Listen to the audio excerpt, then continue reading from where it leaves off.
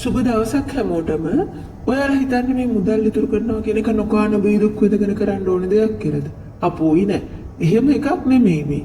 අපි බලමු අපිට නොදැනී ඇඟට පතට නොදැනී කොහොමද මේ මුදල් ඉතිරි කිරීමේ අභියෝගය ජයගන්නේ කියලා සතිය මාසය අවුරුද්ද කියලා කියන කාල රාමු තුන ඇතුලේ.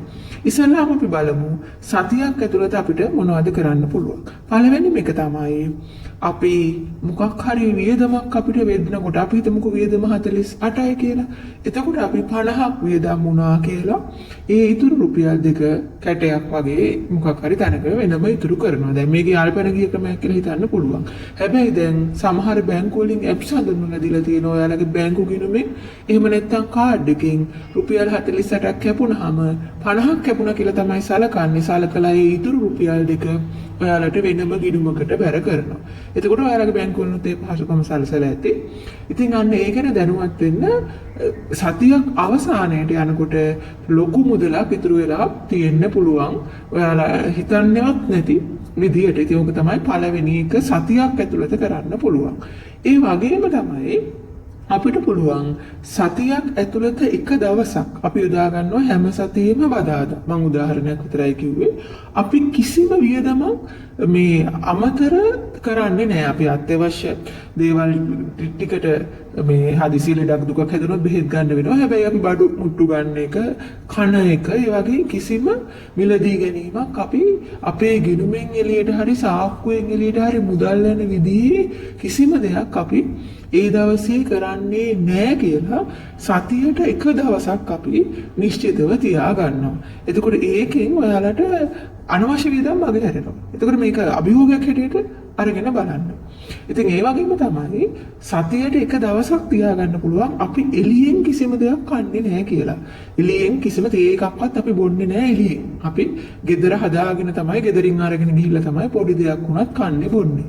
පවුලේ සමාජිකයෝ ටික එකතු වෙලා එකට කනවා වෙන්න පුළුවන්. ඒ කියන්නේ ඒ එක දවසක් තියාගන්න අපි කිසිම කෑමක් කන්නේ නැහැ කියන එක පිටින්. එතකොට මේක හැමදාම කරන්න බෑ. හැබැයි එක දවසක් කරලා බලන්න. ඊට පස්සේ ඔයාලට ඉතින් මේක දවස් දෙකක් කරන්න. අන්න ඒ විදිහට ඉස්සෙල්ලා සතියක් ඇතුළත තුන්වෙනි ක්‍රමය තමයි ඔය එළියෙන් අපිට නොදැනීම මුදල් වැය වෙන ඔය පිටතින් කෑම ගන්නවා කියන එක. ඒක නවත්ත ගන්න එක. ඒ කියන්නේ සමහර වෙලාවට අපිට පිටින් කෑම බත් එකක් ගන්න ගන්නට කඩෙන් හාල් කිලෝ එකක් ගන්න පුළුවන්. ඉතින් මේක හැමදාම කරන්න බෑ. හැමදාම කරොත් එහෙම ඒක මේ ලොකු ඔලුවට ඉස්සර දෙයක් වෙන්නේ. හැබැයි ඒක පුළුවන් සතියට එක දවසක් ඔයාලට ඒක කරන්න පුළුවන්කම තියෙනවා. ඉතින් ඒ සඳහා උත්සාහ කරන්න පුළුවන්.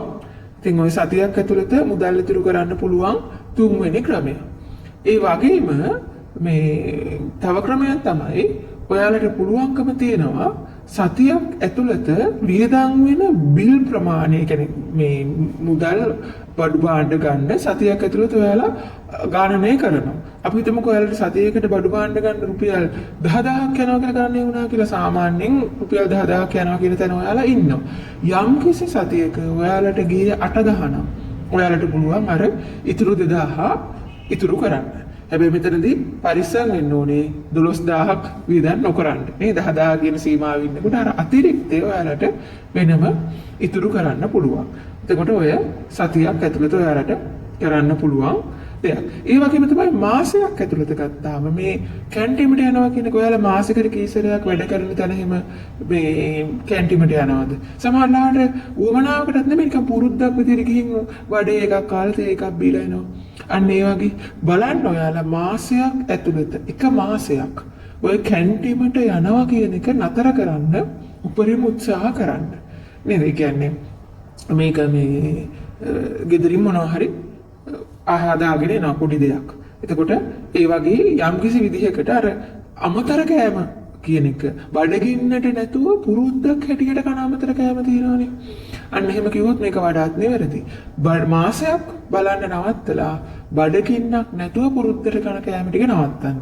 එතකොට ඔයාලට තේරෙයි සාක්කුවේ ලොකු මුදලක් ඉතුරු වෙනවා අන්තිමට කියන එක. ඉතින් ඕක තව එකක් තමයි ඔයාලට පුළුවන් මාසයක් ගත්තාම මේ මාසේ අපි විනෝදය සඳහා එළියට යන එක. මේ අවුරුද්දම නෙමෙයි කියන්නේ එක මාසයක් තියාගන්න. අපි විනෝදය සඳහා පවුලේ අයත් එක්ක එළියට යන්නේ නැහැ. චිත්‍රපටි බලන්න, ඇවිදින්න, ටිකට් අරගෙන ඒවට අපි යන්නේ නැහැ.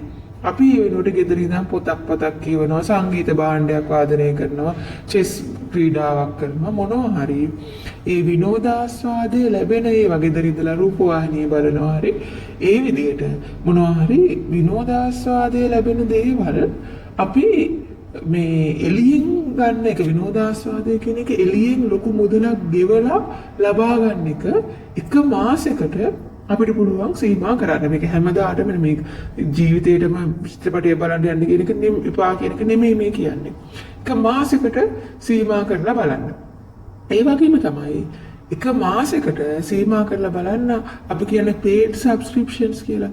Netflix වලට සමහරට මුදලක් ගෙවනවා ඇති. ඔයාලා ගීත රස විඳින්න මුදලක් ගෙවනවා ඇති.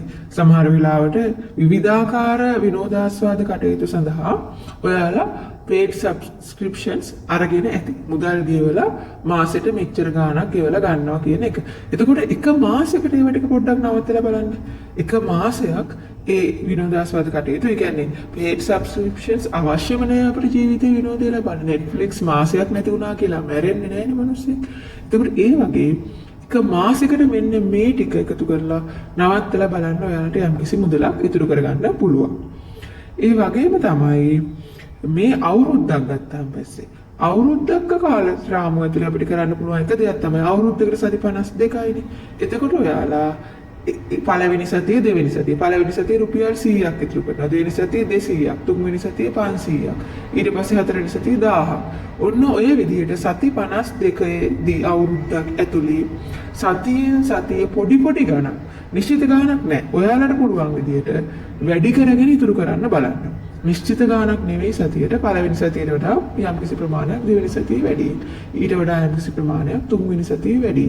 ඒ විදිහට එකතු කරගෙන බලන්න අපි නොදැනුවත්වම අවුරුද්ද අන්තිමට යනකොට ඔයාලට අර සතියෙන් සතිය වැඩි වෙලා ගිහිල්ලා අවුරුද්ද අන්තිමට ලොකු මුදලක් ඉතුරු වෙලා තියෙනවා වෙන්න පුළුවන්. එතකොට ඕක අවුරුද්දක් ඇතුළත මුදල් අවුරුද්දක කාල රාමුව ඇතුළේ එකතු කරන විදියක්. ඒ වගේම තමයි උපන්දින කියන ඒවා විවිධාකාරයෙන් සමරනවනේ. පුරුදු වෙන්න පවුල කෙනෙක්ගේ, නෑදෑයෙක්ගේ, සමීප කෙනෙක්ගේ, හිතවතෙක්ගේ, යාළුවෙක්ගේ, අසල්වැසියෙක්ගේ උපන්දිනයක් ඔයාලා සමරනවා නම්, සුබ පතනවා නම් ඒ වෙලාවට පොඩි මුදලක් ඉතුරු කරන්න. මේක ඒ කියන්නේ හැම වෙලාවකම උපන්දිනයක් සමරනවා නම් මොකක් කර ඔයාලට රුපියල් 100ක් වෙන්න පුළුවන්. පොඩි මුදලක් මේ වෙනම ඉතුරු කරන්න. මේකට බර්ත්ඩේ බෑන්ක් කියලා කියන සමහරු ඒ කියන්නේ මුදල් ඉතුරු කරලා ඊළඟ අවුරුද්ද උපන්දිනේ සමරන්න යොදා ගන්නවා. එහෙමම අවශ්‍ය නැහැ. ඔයාලට මේ මුදල් වෙන ආයෝජනයකට ගන්නත් පුළුවන්. ඉතින් ඒ විදිහට මේ උපන්දිනයක් සමරන හැම වෙලාවකම Tamanට පුළුවන් රුපියල් 5000ක් විතර ඉතුරු කරන්න. ඒක ප්‍රශ්නයක් නෑ. ඒක ඉතාම හොඳයි. බැරි නම් රුපියල් 100ක් හරි කමන්නේ ඉතුරු කරලා බලන්න. එතකොට ඔයාලට ඒකත් විශාල අවස්ථාවක්, විශාල මේ මුදලක් ටික ඉතුරු කරගන්න. ඊට පස්සේ මේ 9.5 කියන්නේ මොකක්ද දන්නවද? 9.5 කියලා මං කිව්වේ අර සතේ කාල රාමුව ඇතුලේ ඔයාලා කරනවානේ ලොකු වේදමක් කරනකොට මං කිව්වේ 48ක වේදමක් 50ක් කියලා හිතලා රුපියල් 2ක් ඉතුරු කරන්න කියලා. ඕක ඔය කාසි යටියට හරි බැංකුවේ ඇප්ස් මගින් හරි දිගටම අවුරුද්ද පුරාම කරන්න උත්සාහ කරන්න. එතකොට ඔයාලට ලොකු මුදලක් ඉතුරු කරගන්න පුළුවන්. ඉතින් ඔන්න ඔය විදියට ඔයාලට පුළුවන් සතියක් කියන කාල රාමුව ඇතුලේ, මාසයක් ඇතුලේ, අවුරුද්දක් ඇතුලේ අභියෝගයක් අරගෙන මුදල් ඉතුරු කරගන්න. එහෙනම් හැමෝටම සුබ දවසක්.